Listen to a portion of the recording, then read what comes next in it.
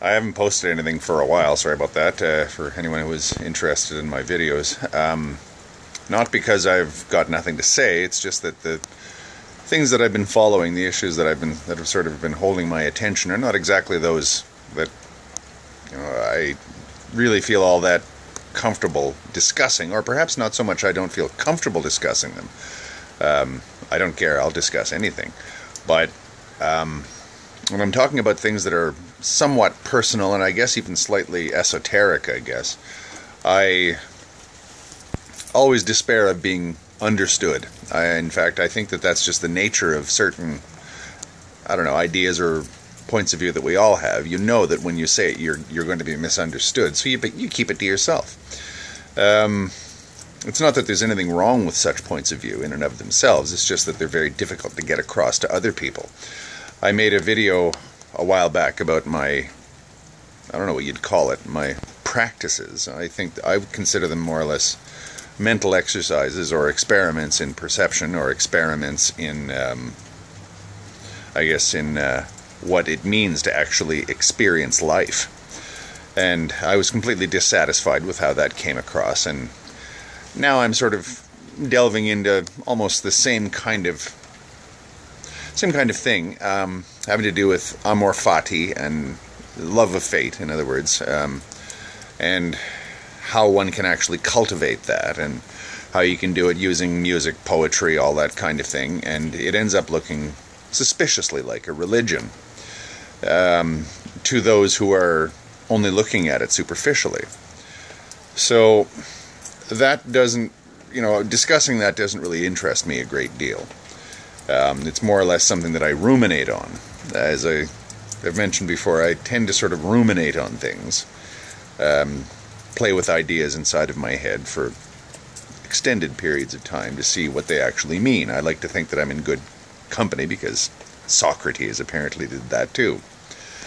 But in that vein, in the vein of actually loving one's own fate, or loving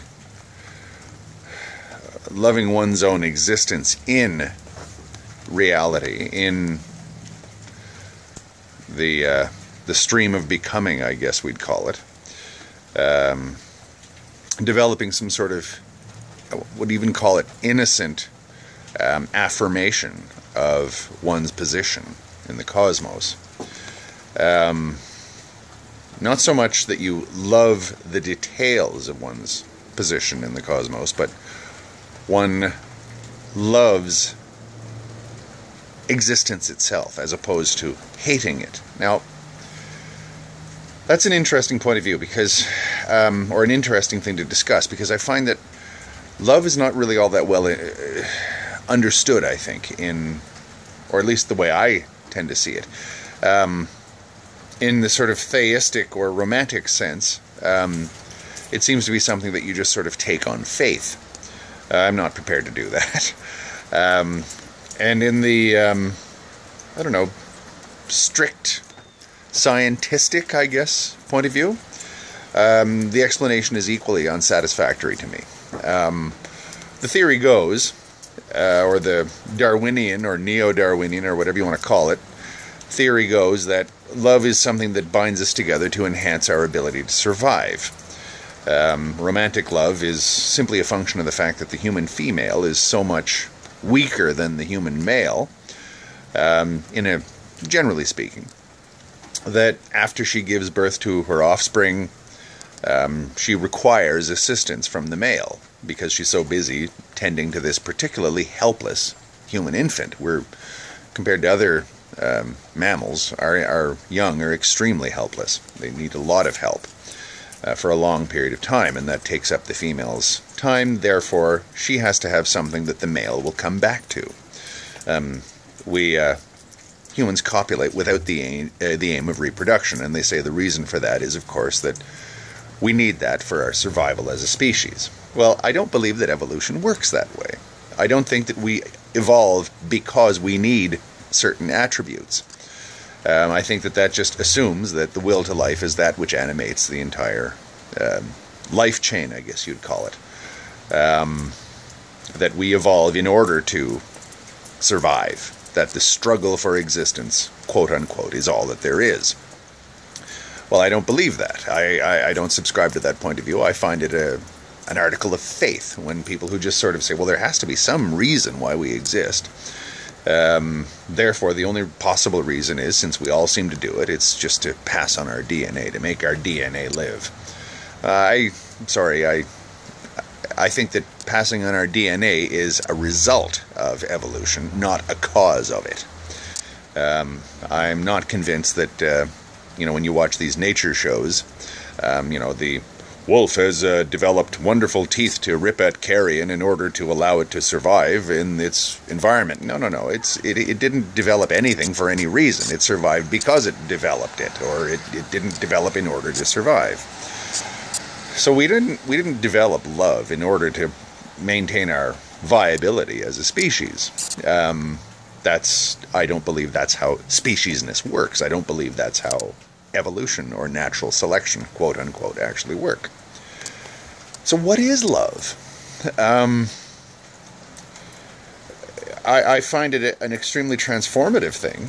Nietzsche, who is hardly known for promoting wonderful feel-good ideas, has this idea of amor fati, love of one's fate, which, if you ask me, is one of his most all-encompassing, I wouldn't say a doctrine, but I would call it a technique to assert one's life, to get the most out of one's life, is to love your fate.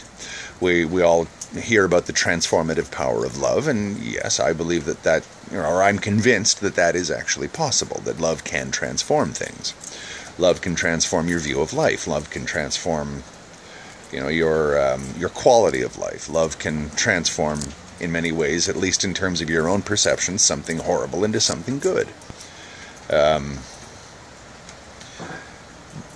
But okay, that's all very well. But what is love? What does it actually do? What does love mean? I tend to see love, I guess, as a choice.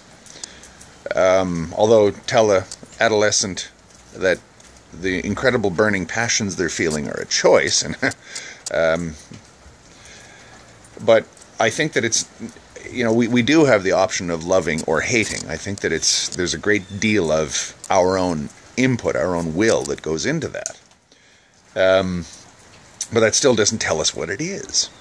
It still doesn't tell us how that actually acts on things in order to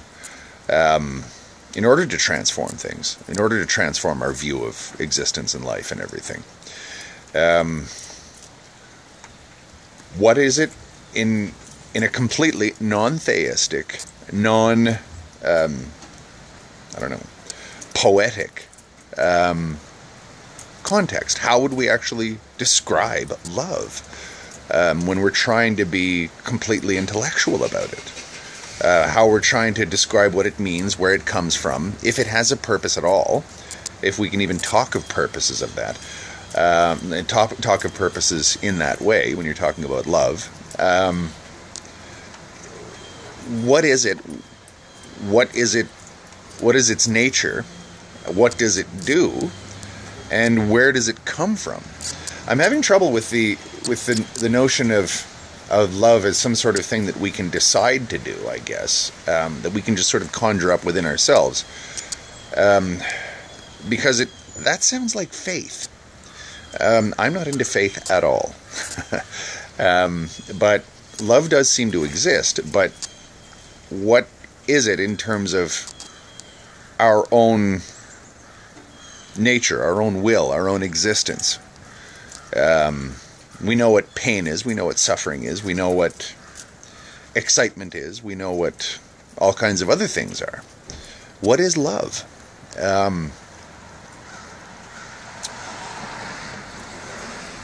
We're not really sure exactly how we can explain what the pain response is. People say that it has a purpose. Well, I'm not so sure about that. I'm not sure that we have developed pain receptors in order to prevent ourselves from getting damaged. I think that we have not got damaged because we developed pain receptors.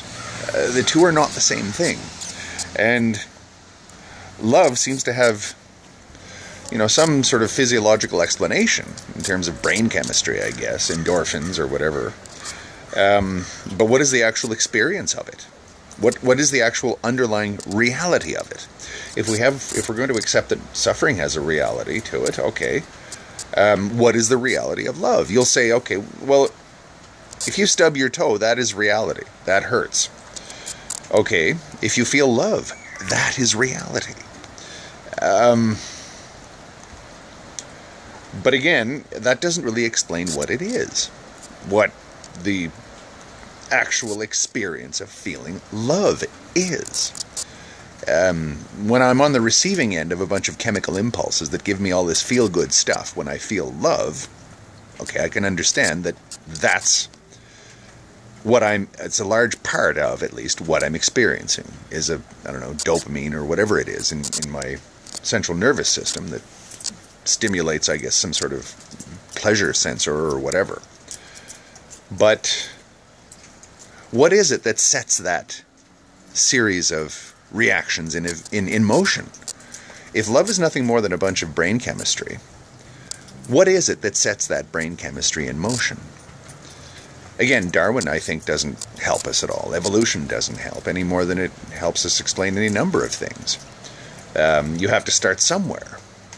A lot of people start reading Darwin with the will to life being the absolute highest or only real will that we have. We have a will to other things, I think. Not everybody really gets off on love, but it does seem to be widespread enough to be a phenomenon that we ought to at least take seriously. And the usual explanations don't cut it with me. But again, I'm wary of faith. Is it just something that belief is a requirement in order to love? I'm not sure about that. Because in amor fati, you've got to stare reality right in the face, nihilism and all, and love it. I'll be the first to admit, you could say that amor fati is crazy. That's fine. Insanity is a real state. But what is it? Where does it come from? Where does it spring from? Again, it seems to be the counterbalance to suffering.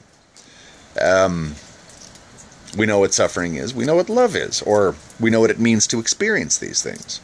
But I don't know if we really know fundamentally what they are. And I wanted to discuss that with some people.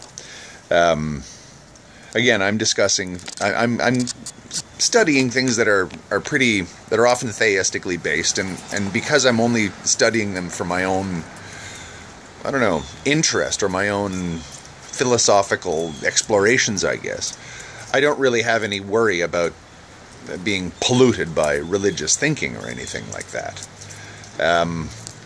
But just because you can actually look into these things from a religious context doesn't mean that religion really has anything to teach you on the matter. I think that theistic conceptions of love end up just sort of going down the same path as any other point of view that's made up its mind before it begins. Again, the way that some people see Darwinian conception of love in terms of it's just an aid to our survival. I don't find that satisfactory at all. And I don't really see a great deal of scientific exploration of the issue. We just sort of take it for granted and say that it has some sort of evolutionary purpose, or we just ignore it. And we leave that to the poets and the priests. I don't think that will do, though. I think love is such a powerful motivating force at least for humans, that it seems pretty real. But just because something is real doesn't mean that we don't know, or that we actually know what it is.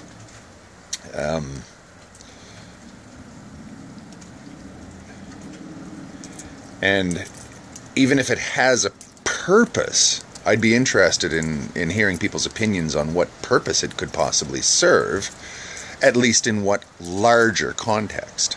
Again, they say, well, love helps us survive because the ultimate purpose is, or the only purpose there is to pass on our DNA, and that's why love came along. No, sorry, doesn't work for me. It's got to be something else, because again, evolution doesn't work like that, or at least I don't think it does. But it's an enormously powerful thing that one can cultivate. The Hindus have this technique called bhakti, where you'd simply pour love into your chosen deity.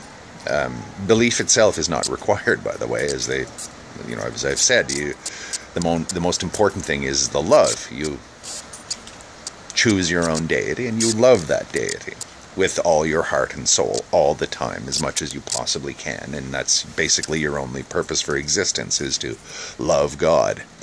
The example that we're most familiar with are the Hare Krishnas. I'm not interested in discussing that. But it's an interesting way that I've seen it described. People simply say, well, you're simply bringing love into your meditation. You're meditating, and you want to experience things in a way that, you're using your mind, you're using your human faculties, but you don't want to limit yourself to your intellect. We have the capacity to love and to hate as human beings. If we bring love into our, what do you call it, philosophical pursuits or extra intellectual mental pursuits, it does seem to change things. And it can actually, I think, be an actual discipline that one cultivates, love. But how would one do that? I don't think that that's an easy thing to do. But I suppose you'd have to go with the non-logical, non-intellect based bits of one's consciousness. Again, art, poetry, music, all that sort of thing springs to mind. But again, that allows you to experience it. It doesn't tell you what it is. I don't have an answer to that, but I'm fascinated in that entire subject of late. I haven't abandoned YouTube, but as I say, I've kind of gone off the grid here, but simply because the type of ruminations I've been engaging in are kind of not the sort of thing that are really of any use when you're discussing on the internet. Or really, it's not the sort of thing that internet discussions are any use in exploring. At least not if you don't want to be wildly misunderstood.